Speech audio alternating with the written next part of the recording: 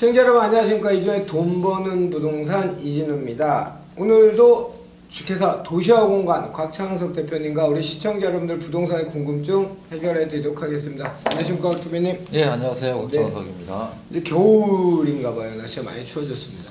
그러길래요. 11월 치고도 상당히 추운 날씨네요. 예. 감기 조심해야 되겠습니다. 예, 우리 시청자 여러분 들으신 것처럼 건강하셔야 됩니다. 건강하셔야 저희랑 오래 보시고 두 명의 전문가 얘기한 게 맞는지 또 확인도 하시고 질타도 하시고 또 칭찬도 해주시고 할 때는 시간이 필요하니까 건강하시기 바라겠습니다. 자, 오늘의 주제도 우리 시청자 여러분 좀 뭐 매체에서 이런 프레임들 자꾸 잡아가는데요. 그 프레임에 편승해서 저희도 저희만의 색깔로 이슈를 한번 다뤄보도록 하겠습니다. 오늘 주제는 서울 아파트값 계속 오르는 이유란 주제를 갖고 시작해보도록 하겠습니다. 자, 곽 대표님, 서울 아파트값이 계속 오르는 이유 이렇게 계속 지금 프레임이 잡혀요. 그러면서 끝에 사족이 달린 게 보유세를 올릴 수밖에 뭐 이런 식으로 지금 프레임이 잡히고 있거든요. 예. 어떻게 보십니까? 저도 그 기사 봤는데요. 예.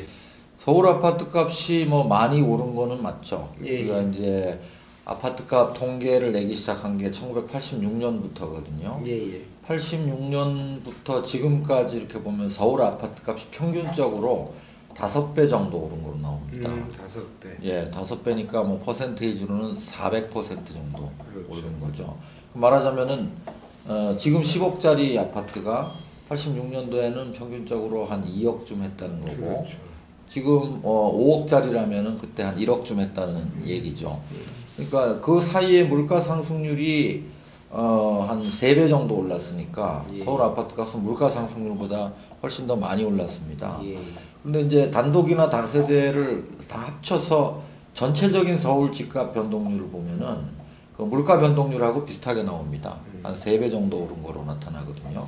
근데 이제 최근에 보면은 올해 연초만 하더라도 이 아파트 값이 좀 오르긴 힘들지 않겠느냐 하는 의견이 우세했었는데, 예. 의외로 그 조기 대선이 끝난 후에 5월 달부터 막 그 아파트 값이 뛰기 시작하더니 전체적인 집값은 아니지만은 아파트 값은 5, 6, 7월에 크게 뛰었고요. 그게 아마 저 연간으로 해보면 한 3.5% 정도 뛴 거로 나올 겁니다. 근데 이제 그 관심이 많은 지역들, 강남이라든가 뭐 한강변 아파트라든가 이런 데들은 3.5%가 아니죠. 그렇죠. 한 10%, 15%뛴 지역들도 있는 거죠. 그리고 이제 8.2 대책이 나왔는데, 예. 보통 이런 대책이 나오면은 아파트 값이 꺾이는 게 예였는데, 꺾였죠, 보통. 예, 예. 보통 그렇죠. 작년에 11.3 대책 나왔을 때도 아파트 값이 한번 꺾였었고요. 뭐 예전에도 어쨌든 오래 가지는 않았지만은 그래도 한 3개월에서 6개월 정도는 침체장이 왔었는데, 예. 이번에는 대책의 내용이 굉장히 강도가 강한데도 불구하고 이 서울 아파트 값이 꺾이질 않고 있습니다. 왜 그렇죠? 뭐 일각에서는 그런 얘기들을 하죠. 서울 아파트가 워낙 안전 자산이다. 그런 데 대한 인식이 널리 퍼져 있고, 또 뭐 아파트를 공급할 만한 지역도 이제는 뭐 빈 땅이 없거든요. 그렇죠. 뭐 그런 부분도 있고, 또 지금 다주택자 양도세 중과세를 얘기하지 않았습니까? 예. 근데 이제 양도세 중과를 하는 다주택자들이 만약에 서울에 아파트가 하나 있고 경기도에 하나 있다면은 경기도 아파트를 처분하지 서울 아파트를 처분하겠느냐. 그렇죠. 그래서 이제 상대적으로 오히려 이런 중과세가 외곽 지역의 아파트 값은 떨어뜨릴 수 있을지 모르지만은 이제 서울 아파트는 견고하다, 뭐 안전자산이다, 이런 시각으로 바라보는 그 분들이 많은데요. 저는 사실 약간 의견이 달라요. 어떻게요? 그게 이제 일반적으로 보는 시각인데, 네. 결국은 가격이라는 거는 그 시점의 수급에 의해서 결정이 됩니다. 그 시점에 매물의 양이 더 많으냐 아니면은 매수세가 더 많고 강하냐에 따라서 이제 결정이 됩니다.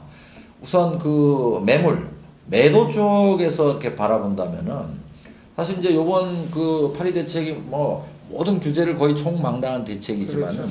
강도로 봤을 때는 이렇게 뭐 청약 분양이라든가 뭐 거래 금지한 부분, 또 뭐 대출 규제한 부분 다 뭐 강력한 대책이긴 한데, 가장 현실적으로 돈으로 와닿는 거는 세금 쪽이거든요. 그래서 이제 다주택 양도세 중과세가 제일 강한데, 이제 문제는 뭐냐면 그게 아직 국회를 통과하지 못하고 있다는 거고요. 예. 그 다음에 이 그 지금 계속 정부에서 이런 대책을 내놓으면서 추가 대책을 계속 예고하고 있어요. 그래서 말하자면은 이제 뭐 가계부채 종합대책을 내놓는다 했다가 이제 얼마 전에 나왔고요. 또 주거복지 로드맵 해가지고 남은 게 그거 하나죠. 예, 이제 그거 하나를 얘기를 했는데 지금 뭐 실태조사 중이라고 하는데 그 내용에 어떤 것이 담길지 아직 잘 모르고 있거든요. 근데 이제 특히 이제 다주택자들의 경우에는 이게 실수요자하고는 좀 다릅니다. 네.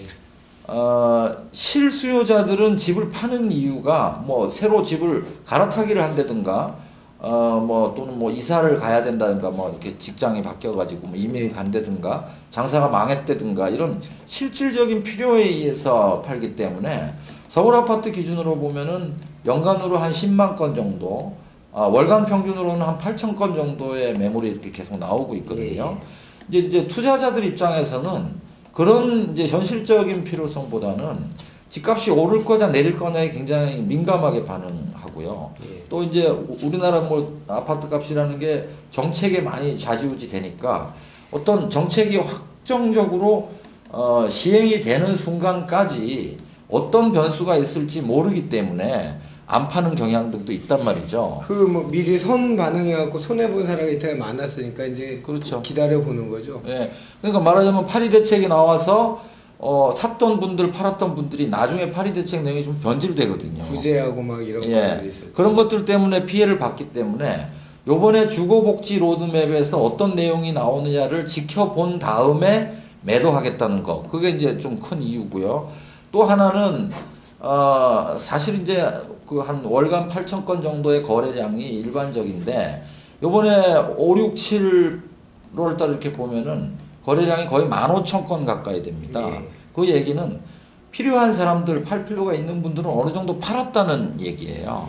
그래서 더 이상 팔 물건이 순간적으로 거래량이 이제 평소 거래량이 한 2배 정도 됐으니까 물건이 소진된 부분이 있고요. 또 한 가지 이게 이제 가장 큰 이유가 될 텐데 매도 쪽에서는 이게 뭐냐면은 이제 중과세를 이제 회피하는 한 가지 방법으로서 이제 주택임대사업자로 등록을 하면 이게 중과세를 회피할 수 있는 이 비난처가 있거든요. 근데 이제 물론 중과세 통과 안 된 부분도 있지만은 주거복지 로드맵에서 이 주택임대사업자에 대한 혜택을 줄 수 있다는 게 계속 흘러나오고 있었어요. 근데 이제 다주택자 중에 그 주택임대사업자 등록 기준에 미치지 않는 분들, 뭐 큰 집을 갖고 있다든가 비싼 집을 갖고 있다든지 또는 비싼 집, 뭐 공시가격 6억 초과하는 걸 갖고 있는 분들은 혹시 지금 파는 것보다는 나중에 이제 주거복지 로드맵에서 한도를 높여주면은 뭐 공시가격 10억이라든가 이렇게 높여준다면은 임대사업자로 등록할 의사를 가진 분들이 매물화 시키지 않는 거예요. 주거복지 로드맵을 보고서 팔겠다. 이러다 보니까 사실 이제 매물이 좀 딸리게 된 거죠.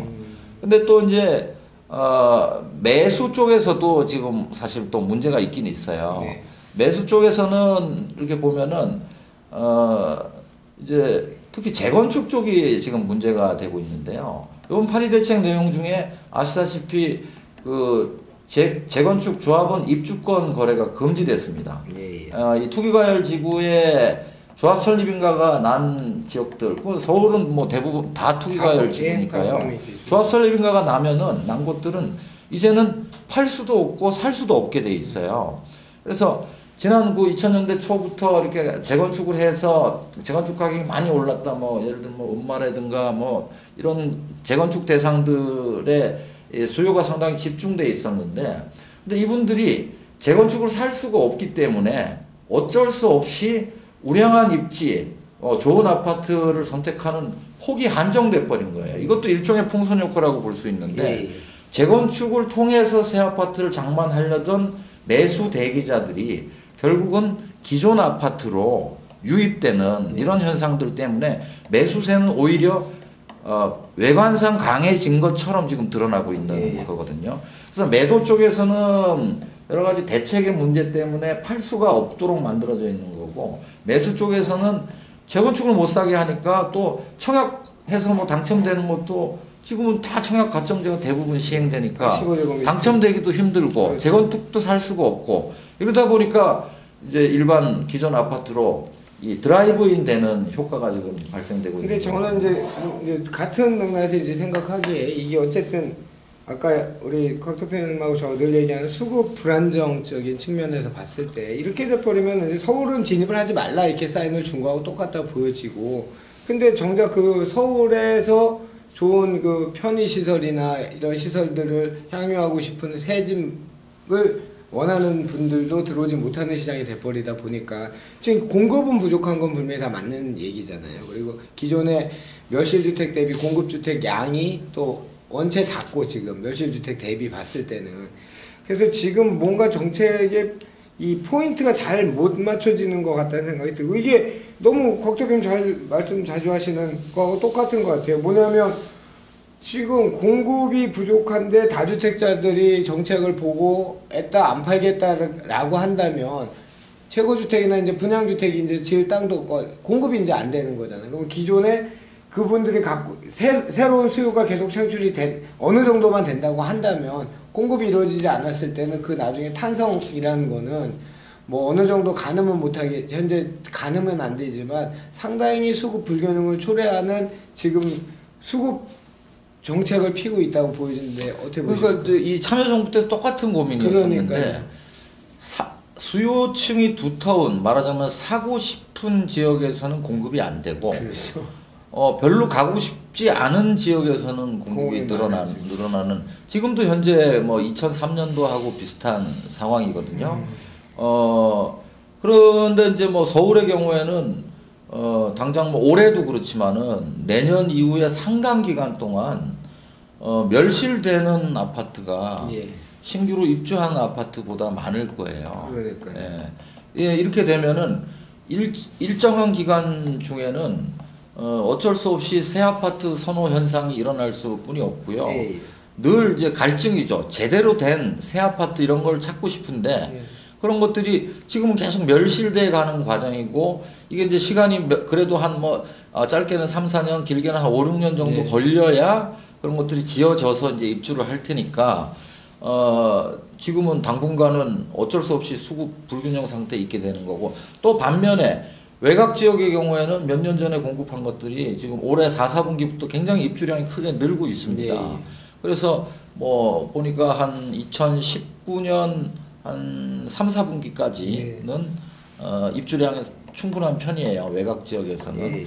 그래서 아마 그때까지는 이제 서울에는 전세난이 조금씩 더 강해지고, 외곽 지역은 오히려 전세난이 약해지고 역전세 나는 곳들도 있고요. 그래서 이제 서울에서 이주 수요가 발생되면은 서울에서 해결을 못하고 외곽 지역으로 이제 뻗어 나가는, 그렇게 해서 외곽 지역의 그 역전세난이 어느 정도 해소되고, 아마 19년 한 4, 4분기 경부터는 이제는 외곽 지역조차도 물량이 부족해서 전체적으로 전세난이 확대 재생산되는 그런 쪽으로 시장이 전개될 것 같습니다. 이게 진짜 정책의 역설인 것 같은데, 우리 박원순 시장님 고민이 많겠습니다. 어째 이제 뭐 기초단체건 지자체건 국가건 그 인구가 그 힘인데, 인구가 자꾸 빠질 수밖에 없는 구조가 되고, 주택 정책에 의해서 살 수 없는 지역, 아파트를 사서 살고 싶은 지역인데 못 사는 이제 이런 아이러니가 발생하는 거죠. 그렇죠.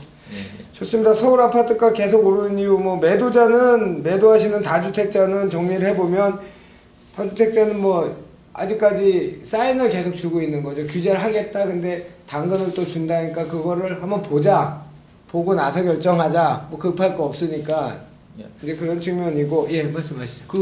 그런데 이제 제가 결론을 말씀 안 드렸는데, 서울 아파트 값은 연말, 그러니까 그 주거복지 로드맵이 발표되고, 그 다음에 양도세 중과세 법안이 통과되는 순간부터 다시 약세로 돌아설 겁니다. 그리고 양도세 중과세가 실제로 시행되는 내년 4월까지는 약세일 거라고 봐요. 그렇죠. 예. 그래서 지금 뭐 일시적으로 이 뭐 그 호가가 떨어지지 않는 이런 틀이 짜여져 있는데, 지금 잠시 이 호가가 좀 오른다고 거래량은 지금 많이 급감했거든요. 5, 6, 7월 거래량에 비해서는 지금 한 70% 정도가 감소돼 있는 상황입니다. 아마 연말 되면은 80%까지도 떨어질 것 같은데, 이제 이런 상황에서 무슨 보유세를 올려서 이제 집값을 잡아야 되나 그 얘기는 너무 성급하게 보이고요.